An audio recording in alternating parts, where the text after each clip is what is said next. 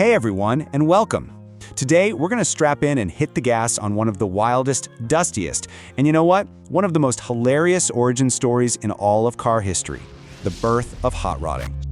So, I want you to picture this. It's the 1930s. You've spent weeks, maybe months, in your garage, tinkering with an engine, stripping down an old car, and you have finally built a machine that is just ridiculously fast. So, you've got this insane need for speed, but absolutely nowhere to legally or safely let it rip. What do?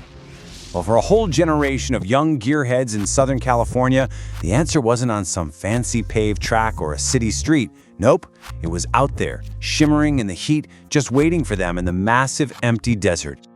Yeah, their solution was to find what has to be the most unlikely racetrack imaginable. A place where, seriously, the only traffic jam you'd ever find was made of tumbleweeds. The real genius here was their choice of venue, dry lake beds. I mean, think about it. These are these huge, perfectly flat stretches of land, baked rock hard by the sun. It's almost like Mother Nature herself built the world's biggest, most minimalist drag strip and just kind of left it there for anyone brave enough to use it. And that right there, that quote, it just perfectly captures the attitude of this whole era. There were no safety barriers, no grandstands, no rule book. It was just, here's a racetrack, just don't crash into a cactus. You can just feel that mix of pure freedom and, some very real, understated danger.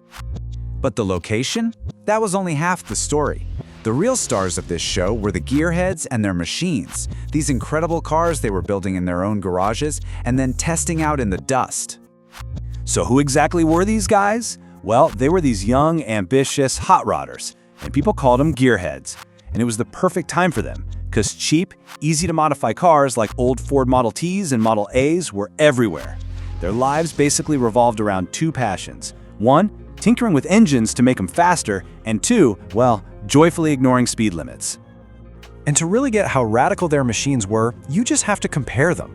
A normal family car from the 30s was heavy, it was built for comfort, it had a roof and fenders. But a hot rod? Fenders were gone. The roof? Who needs it?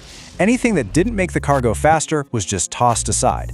This was not about carrying the family, it was about pure raw speed.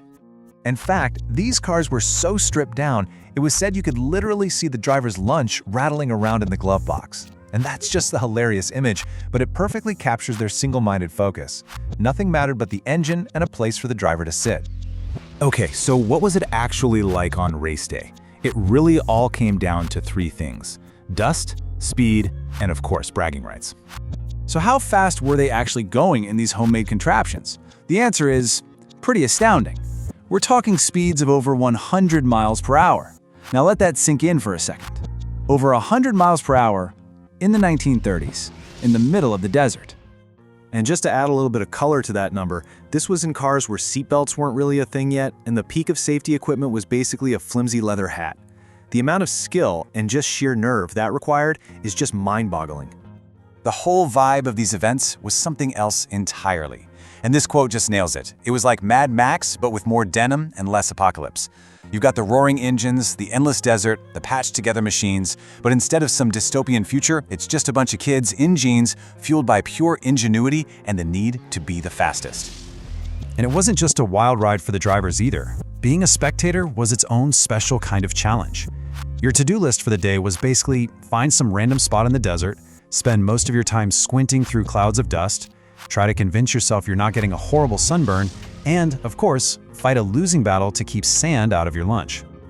It really seems like while the drivers were risking it all on the track, the biggest hazard for everybody else was way more mundane. Just getting sand in your sandwich.